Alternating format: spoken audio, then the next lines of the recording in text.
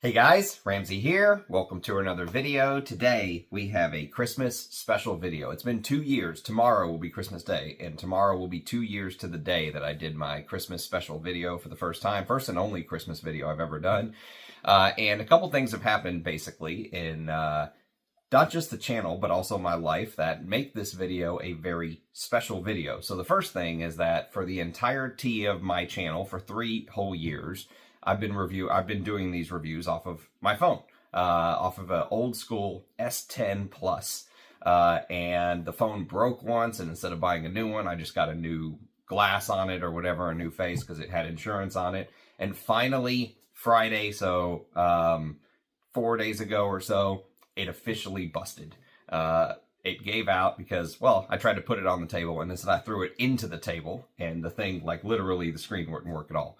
So this is the first video ever recorded on Channel Ram on a new phone, on an S24 Plus Ultra or whatever. I can't keep up with the shit. Anyways, and I'm looking at the camera going, my God, the quality is absolutely fantastic. Do I actually look like that? But anyways, and the second thing that happened is that we just passed 3 years on YouTube, as I stated. So that was a big milestone that I'm very, very proud of.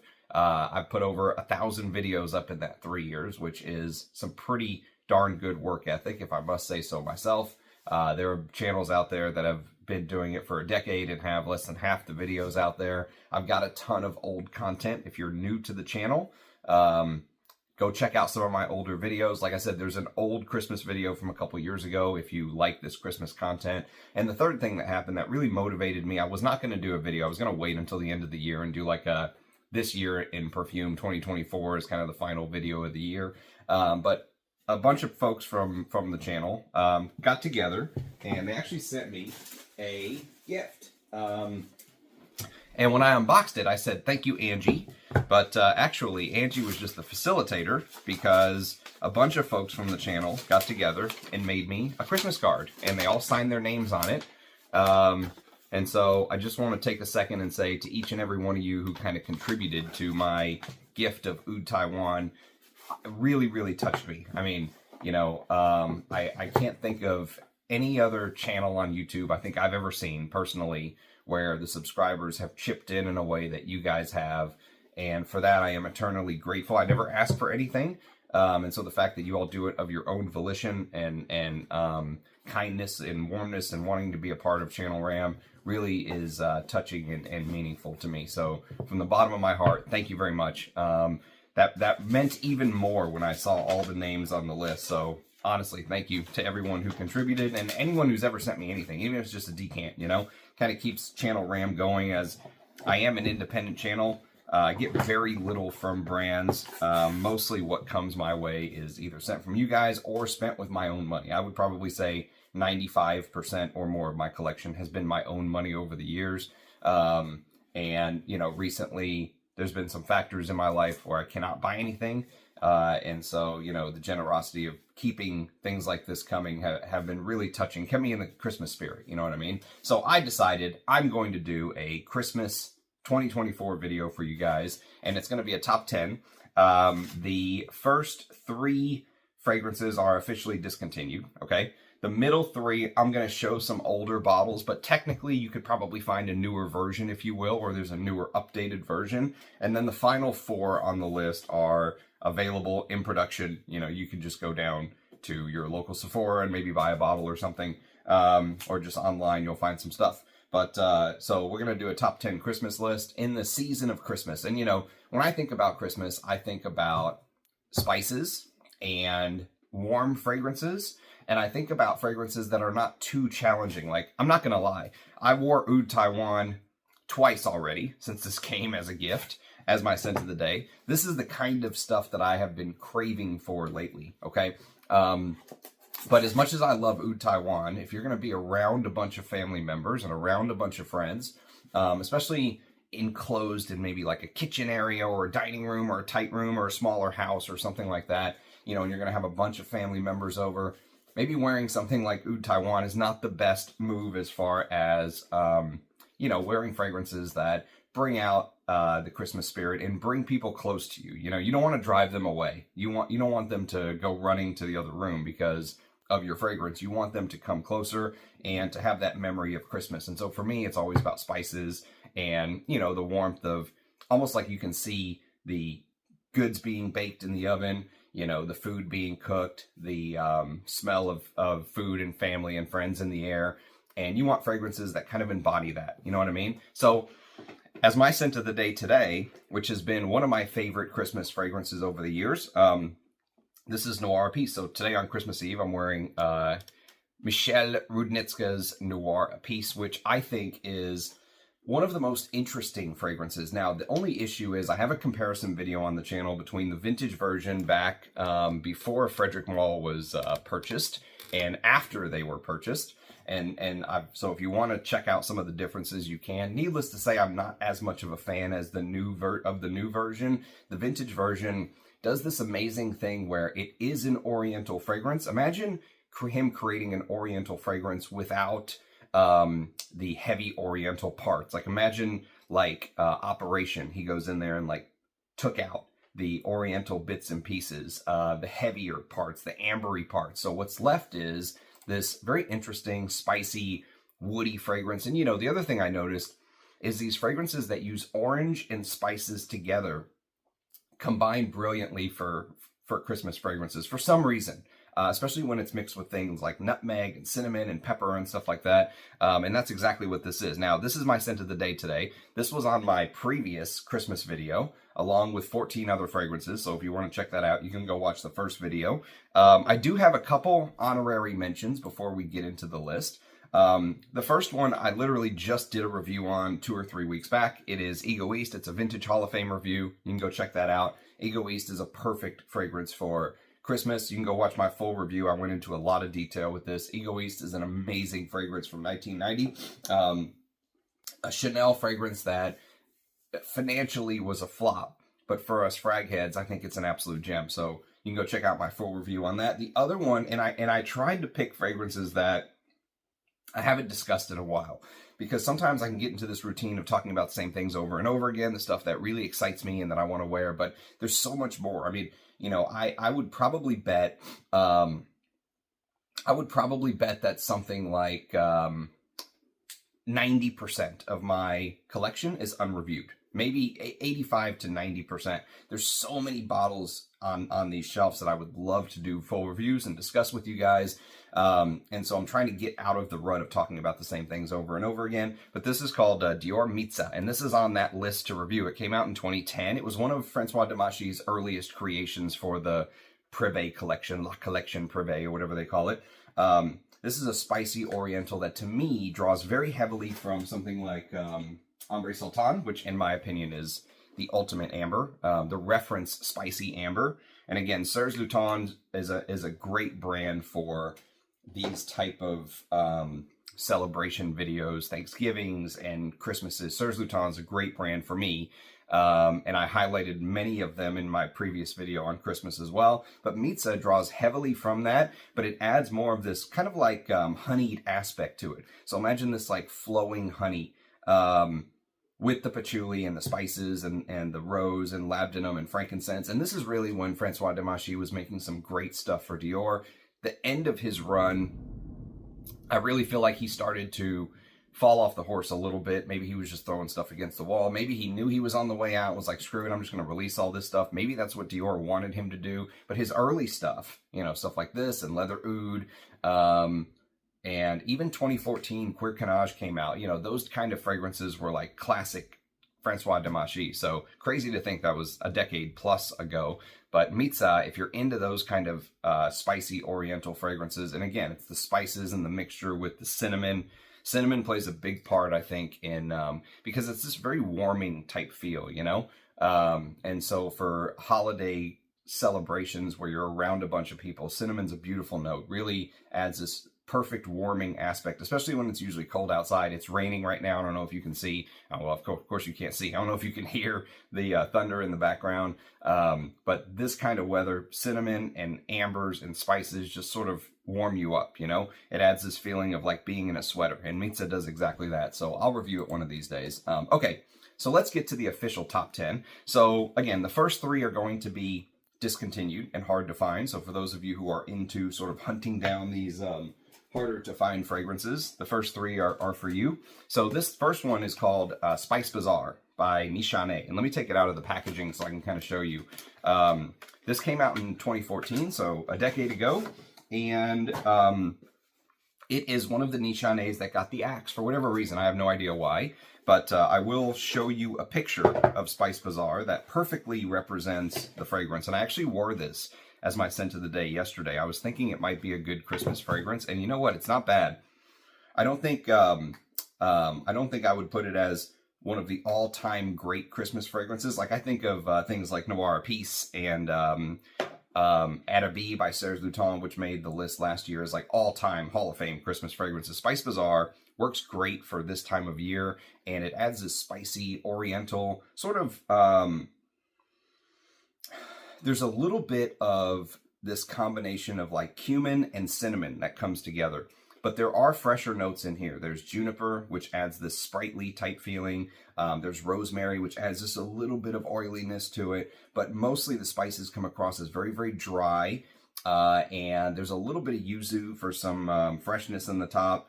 And what you get a lot of is pepper. So you get a lot of black pepper. You get a little bit of saffron, this Middle Eastern style saffron, and vanilla.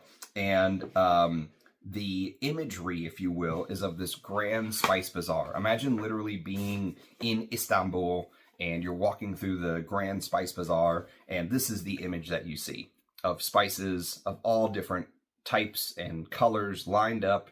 And, you know, the vendors are literally just putting them in a bag and selling them by weight, and you're walking amongst the crowd of people. And some of the people maybe are not as hygienic as you are. And so you get just the tiniest little hint of that sweaty, dirty cumin. It's nowhere near as animalic and challenging as Fate Man, which I did not include on this list because Fate is too challenging, I think, for a Christmas celebration. This takes that idea, and what's interesting is, you know, Fate and Spice Bazaar were released in a year or two apart from each other.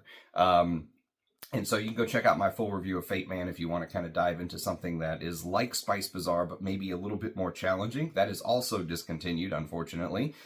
Spice Bazaar does not get a lot of talk, though, but I think the folks who love it like it because it adds that sort of spiciness, but this oriental touch underneath. So there's no amber listed, but it feels like there's this ambery, vanillic sort of undertone that softens it a little bit. So if Fate was too challenging for you, but maybe you like the concept, Spice Bazaar could be one to check out. That's why I put it on the list, because I think it would be perfect for a situation like Christmas where, you know, you get a little bit of that slight little edge, a little bit of that slight challenging touch, but it's not too much. It's just there in the background. Most of the fragrance is very wearable with the spices and the oriental touches underneath. So I'll do a full review of Spice Bazaar one of these days. I need to get to know it better.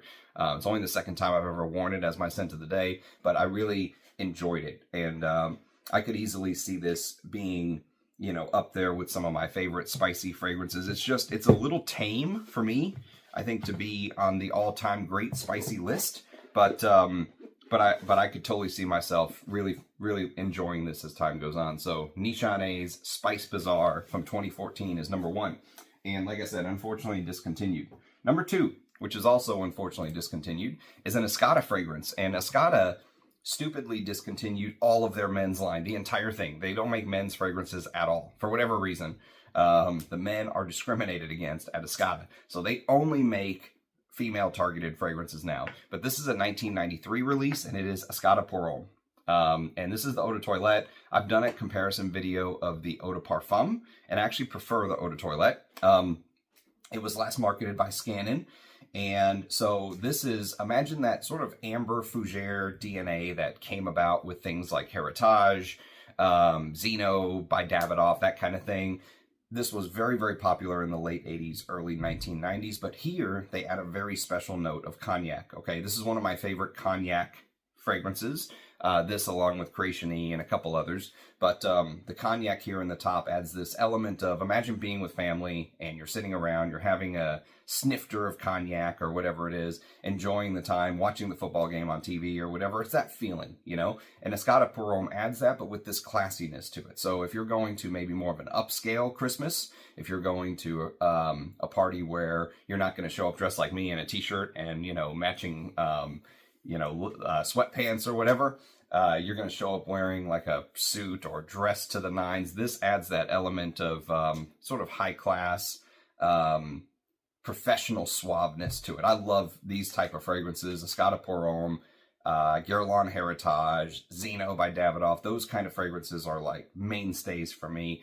And so this is a great Christmas fragrance. Look at the color of the juice too. I mean, it has that feeling, look of cognac to it. Very, very classy fragrance all in all. Discontinued, hard to find, but well worth it in my opinion, especially if you like some of the fragrances I mentioned. Eigner's Free Life is another one that kind of falls into that category. So, and also Ungaro pour l'Homme 1, the very first one, also falls into that amber fougere type category. Okay, so the next one on the list, actually I want to spray. Sadly, I only have a couple of these left. Another downfall of all the videos I've done over the years is that I am running out of these little blotters, so I need to get more. But this is another one that just does not get talked about on the channel enough. I need to do a full review one of these days.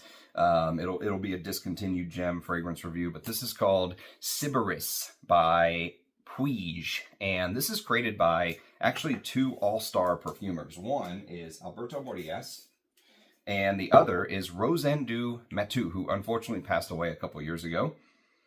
But this is a very interesting, spicy chypre, okay? There are some leathery tones underneath later on, but in the opening you get a lot of aldehydes and a little bit of cumin with mandarin orange again. Orange, for some reason, is perfect for Christmas time for me. And old school geranium, jasmine, juniper. There's that 80s Artemisia, you know, that sort of woody feeling that you get from the 80s fragrances, with old school carnation, which adds this sort of spicy green touch, and then cinnamon again with sandalwood, leather, moss, amber, frankincense, patchouli, and vetiver. If you like the sort of complexity of the old school fragrances, if you've ever smelled things like, oh gosh, what am I thinking? I'm thinking of Perry Ellis for Men, the original from 1985. Okay, it came out a couple years before this, and but you have to go with the vintage of that version of that fragrance. The modern is a travesty on the reformulation side, but if you can find a vintage that was when it said Perry Ellis for Men Cologne, I think is what it said on there, that's the one that you want. And this has little bits and pieces of that. But these two perfumers are both so sort of polished at this point in their career. Alberto Morillas and Rosendu Mathieu, and you can smell it in Sybaris. Sybaris is another one where if you're the kind of guy who you like wearing these vintage fragrances to kind of show your class, to show that you have taste that's different from just going down to the mall and picking out whatever the scent of the month is, Sybaris would do beautifully. And it's one of those vintage fragrances that is not too hyped, so you can still find bottles for very, very cheap. I think I got this for like 20 or 30 bucks a while back, if memory serves. It's a 50 ml, made in Spain.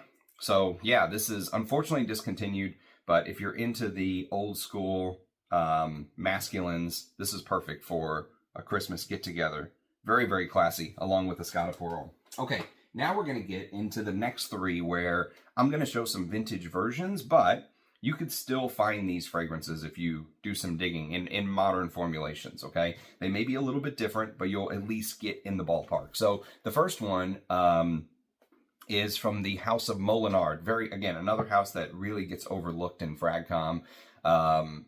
They are not like a hype house or anything like that. And this one's called Habanita.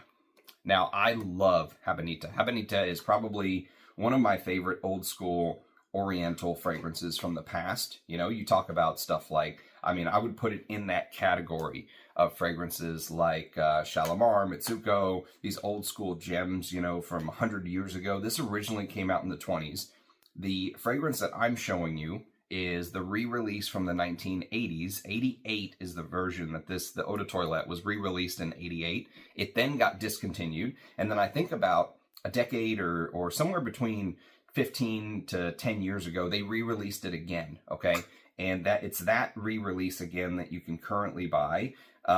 This version right here is stuffed full of stuff. If you like complex fragrances, this is one to get your nose on, and it's absolutely pitch perfect for Christmas. I would consider wearing this as my Christmas scent of the day tomorrow. I love it so much. Habanita is a gem, and rumor is the original was about,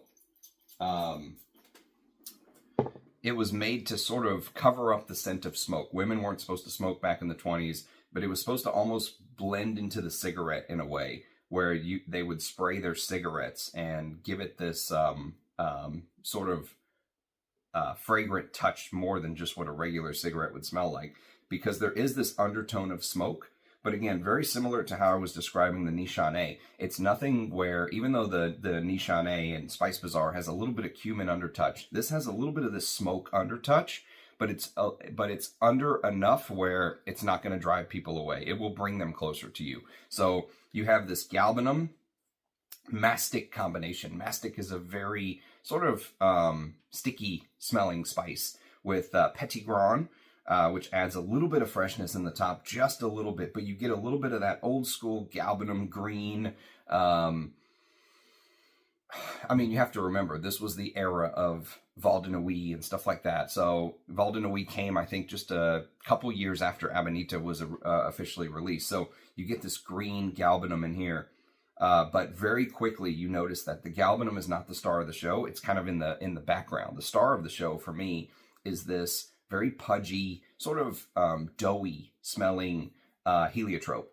And heliotrope as a flower adds this very Play-Doh like feel, like you can you can almost just put your hands in it and knead it, you know, like dough. And that thick oriental, like, you know, you have some sort of bread in the oven with yeast and it's just rising, you know, and when you take it out, it's still soft. You can put your hands in it and just knead it and change it and mold it, you know. Molding is a good word for Amanita. And if you can just imagine that sort of spicy nutmeg with florals, there's a little bit of earthy vetiver, which probably adds to that smoke undertone. The florals in here are absolutely drop dead gorgeous. Jasmine from Gross, heliotrope, and rose centrifolia, and ylang ylang. You get a little bit of cedar wood, and then the base is amber, musk, oak moss, patchouli, sandalwood, and vanilla. Roar Bertrand was the perfumer in the 80s. I can't remember who the original perfumer was, but needless to say, if you put this under somebody's nose today and said, this is a feminine targeted fragrance, which it is, they would probably laugh at you. I mean, you know, the feminine targeted fragrances of the past were just amazing. I love wearing these old school feminine fragrances like this that probably smell more masculine than some of the crap they're putting out nowadays, you know? Some of the sweet candy floss stuff that are targeted towards men. I'd rather wear this all day. And the complexity and the depth, just everything. I mean, I'm going to do a full review, a Vintage Hall of Fame review on this one of these days. Unfortunately, I'm limited to this version. It's the only one I know. I don't know the original from the 20s. I don't know the new one from a decade or two ago. But from what I can tell, this is something very, very special. Amanita by Molinard. Yeah, that tobacco undertone is just, oh, it's so beautiful. Especially if you're going to smoke a cigar with family or something after Christmas dinner. Man, Amanita would just be the perfect choice. Okay. So next on the list, we have another one of these all-star famous Oriental fragrances, perfect for Christmas. I know many times I've highlighted opium, so I'm going to go in a different direction this time, and we're going to highlight Cinnabar. Now, I've got a couple samples, thanks to Angie, of the vintage, and you can see the different, you know, versions. This one says it here, this one says it on the cap, but this is the original from 1978. Eau de Parfum, oh my God, man. I mean, even from the atomizer, I don't even have to spray this. You get this big hit of old school aldehydes and spices and orange. Again, orange is a perfect note for Christmas. If you go to Parfumo and if you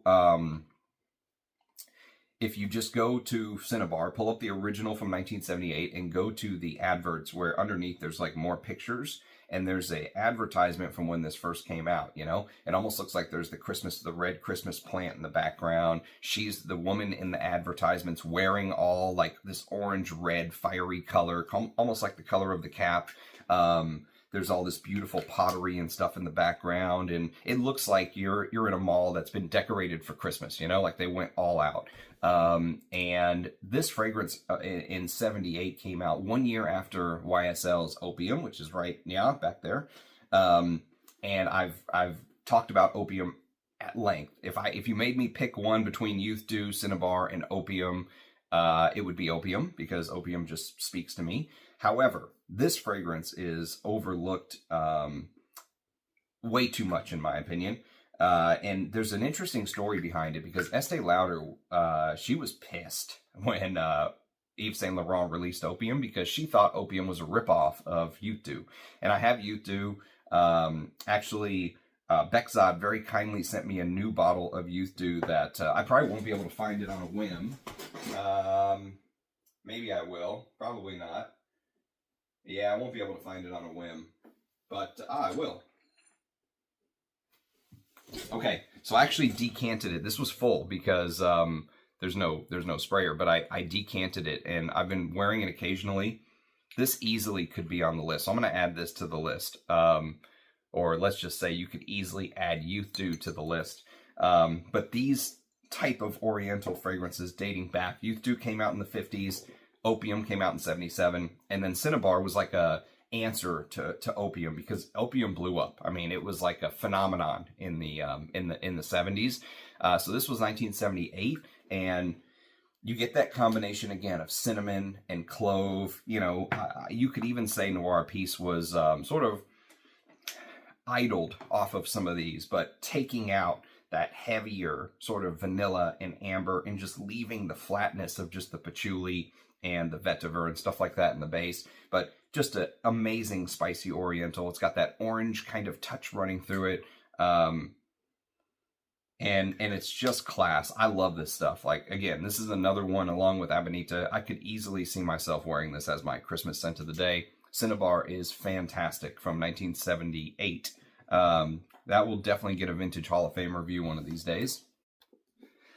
Well, this is officially a historic video for many reasons, not the least of which is this is the very first cut and edit I've ever done on my channel, or attempting to do. God knows what it'll actually look like, but we have fast forwarded about 10 hours. So if it's dark outside and you can tell, and the lighting's a little different, there you go. So we'll see how this turns out, but I'm going to give it the old college try. So next on the list, we have an Aramis fragrance, and this is the final fragrance, the trio of fragrances that I'm showing the older version, but it can still be had according to Parfumo. There is some rumors that this fragrance is actually discontinued officially, and that Aramis is no longer making it, but Parfumo says it's still in production and being marketed by Estee Lauder. So we'll go with it, since Parfumo is kind of my preferred fragrance site, if you will. So next on the list, we have JHL. Now again, this is a vintage bottle. This is an older bottle. This is what it originally looked like. It now comes in the standardized sort of gentleman's collection, if you will. And the old version had this little gold cap on the bottom, this little gold plate, which I really liked, and it was individually numbered, which is kind of cool. Well, that's the batch code, actually. I'm sorry. Yeah, that's the batch code. A530 is what this one is. So JHL stands for Joseph Henry Lauder, if I'm not mistaken.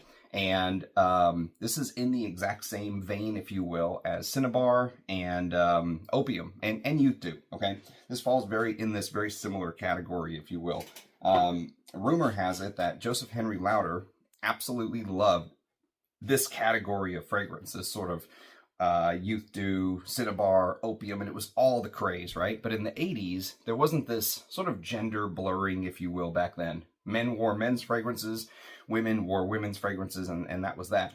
So what Josephine Catapano and Bernard Chant put their heads together and created was a fragrance that smelled very similar to Cinnabar. It had that sort of DNA, if you will, but they tried to make it a little bit more masculine, and most importantly, it was targeted masculine. So this was actually marketed as a masculine scent. although it shared a lot in common with the previous sort of feminine releases of the era, if you will. Very spicy, oriental. Kept the orange, which I mentioned, this orange spice combination is sort of a mainstay in my envisioning of Christmas scents. So it keeps the orange, keeps the bergamot, adds a little bit of lemon to freshen it up, adds some pimento, which was very popular in the early 80s fragrances, Patu pour Homme and stuff like that. Keeps the clove and cinnamon and rose, but most importantly, I would say it adds this balsam fir, this pine fir type smell. And, you know, that green kind of, you know, if you know the big hit of Polo Green from 1978 with that green pine feel, there's a little bit of this balsam fir pininess here. And that's the biggest difference if you pay close attention. It's literally like wearing something like Cinnabar, but imagine you're wearing it in this sort of very masculine smelling pine forest, and they marketed it masculine, and he loved it. It was actually his signature scent until the day he died, which unfortunately, he only made it, I think, another year or so after this was released. He died, I believe, in 1983. So he didn't get to enjoy this for very long, but luckily we still have it and can enjoy it. I absolutely love JHL. It's perfect for this time of year. Absolutely perfect Christmas Day scent. So JHL, Joseph Henry Lauder. Sort of a beautiful homage too, if you will, to a man, Estee Lauder's husband. Okay, final four. Next on the list, we're going to do a Creed, and excuse me, it's interesting because Creed is known for their fresher scents. Very rarely do you think Creed and Christmas come together, but if you watch my Christmas video from 2022, there was actually a Creed listed in here, and there's actually another Creed now that's coming up in the 2024 Christmas video. This is a 2005 release. It's still available, still in production, and many people credit this to Pierre Bourdon, although Creed doesn't list the perfumer, so we're kind of giving our best guess here, but this is Original Santal. And what's so interesting is Original Santal is neither original nor very much Santal, but if you've smelled fragrances like Mont Blanc's Individual, or if you even Yop Homme, this sort of has some similarities with Yop Homme, if you will. But this is a little bit less sweet than Yop Homme. It adds some of that Creed sort of freshness, if you will. So there's some Chinese ginger, bergamot, juniper berry, coriander, rosemary, orange blossom, Egyptian geranium, which adds a little bit of this spiciness. But most importantly is this sort of lavender sandalwood combination that gives it this very smooth sort of Creed DNA. You know, if you can imagine taking Yop Homme, that big brash, sort of like, you know, it's that pink juice, that radioactive pink juice, the brashness of the late 80s, but putting it together in a composition that smooths it out a little bit. It's still sweet, okay? Probably still too sweet for me, but honestly, this is my second bottle, and I learned that when you wear this in the cold, it absolutely shines. Okay, so this is for me a pure cold weather fragrance. I would never wear this in the heat anymore. I reserve this strictly for cold weather. I think it smells best in the cold. You know, and that's when the heaviness of the fragrance can really shine. The tonka bean, the sweetness. There is a little bit of a gloopy aspect to the fragrance, although it's offset by some of those sort of sweeter notes. Or citrusy, fresher notes that offset some of the sweeter notes. So Original Santal, and like I said, this is my second bottle like this. So this is a 2016 batch, if I'm not mistaken. But it is still in production. I don't know what the new stuff smells like, but you can still buy this. So very interesting take on sort of a spicy, woody, sweet Oriental fragrance. Okay, now, next on the list, we have what I would consider maybe one of the most affordable, I'm not going to call it a cheapie, but I'm going to say one of the most value for money, great bang for your buck fragrance here. And this is from the house of Boucheron, and this is called Jaipur Homme. Now, just look at the bottle. Look at the packaging on that. Does that look like a cheap fragrance to you or a budget fragrance? I mean, everything from the kind of jewel on top, the style of the packaging. You know, it looks like an entrance to one of these sort of temples in the Jaipur area. And this is done by the great Anique Minardo. So you have sort of star power perfumer creating this. It's a oriental spicy fragrance. I reviewed it on the channel. And actually, it was a comparison video. It wasn't just an individual review. I compared it to the Eau de Toilette, which, living in Texas, I would say 9-10 months out of the year, the Eau de Toilette probably shines more because some of the lime and lemon and bergamot in the top makes it much more wearable. It makes it almost a little bit more masculine even, in a way. But the Eau de Parfum sort of has this heaviness to it of the cinnamon, the vanilla, the nutmeg, the tonka bean, the benzoin, all of these kind of notes, and they all combine together to just make it perfect for get-togethers like Christmas. Exactly. You know, perfect setup for Christmas or, you know, occasions where family members are getting together. This fragrance has this unbelievable amount of like pull, you know, this appeal. It also has that sort of, I would say like doughy feeling from the heliotrope, and that's been a theme through this list that I've put together here. But Jaipur Homme, even though it's not super expensive, it wears like an expensive fragrance to me. You cannot find, in my opinion, you cannot find a $20 or $30 fragrance that does what Jaipur Homme does anymore. Like, those days are, this type of perfumery for 20 or 30 bucks is dead. It just doesn't exist, you know? It's either clones trying to sell you $20 or $30 clones of more expensive fragrances, or you're paying $300 or something for this type of perfumery. Anique Minardo is spending her time making amouages or something like that, you know? So Jaipur Homme from 1998, an absolute classic. Check out my comparison video if you're interested in learning more. Okay, final two, and these last two are really special. One is reviewed, one is not reviewed. Actually, I would love a full bottle of this next one we're going to discuss. I've done a full review of this one on the channel, and this is called Costume National Homme. Now, this is the Parfum version from 2020, even though there was an Eau de Toilette and a Pure Parfum. This is the Pure Parfum from 2020. Dominique Ropion is the perfumer, so one of the all-time greats, I would say. This is a very spicy, woody fragrance. Has a beautiful note of cardamom. Again, we're back to cinnamon. Cinnamon is kind of the theme in this Christmas special that we're doing here. So I'm gonna spray this because it's been a while since I've smelled it. But I remember thinking, I 100% agree with my brother. Rich Mitch from across the pond, my brother from another mother, who, oh yeah, he says, this could easily have been a Tom Ford. And you know what? I agree with him. There is something Tom Ford-ish about it. You know, Tom Ford loved using this labdanum note. He used it again and again. And I reviewed a couple fragrances in it that sort of had that labdanum note. I'm going to review Tobacco Oud one of these days. That's on the list for sure. But yes, I mean, if you're a fan of that type of sort of modern-ish, it is a little bit sweet, but it's so well balanced, and there's so many little bits and pieces. The cardamom in the top even comes across as a little bit green, and it's an amazing contrast to that very zesty, almost like bitter grapefruit. But even right from the first spray, even while you're getting these little touches, you're noticing instantly the heaviness of the labdanum, the heft. You know, this fragrance has heft about it, but it doesn't weigh you down. That's the thing. It doesn't sit on your shoulder and weigh you down while you're wearing it. It's just so perfectly balanced by Dominique Ropion. The spices, the woods, it's just beautiful. Perfect work scent too, I would say. But for a special occasion like Christmas, this would really shine. I would love a bottle one day too, but I'm happy I got a chance to experience it. Okay. Last one on the list, and this is a fragrance that there's so many Serge Lutens fragrances that I would like to review.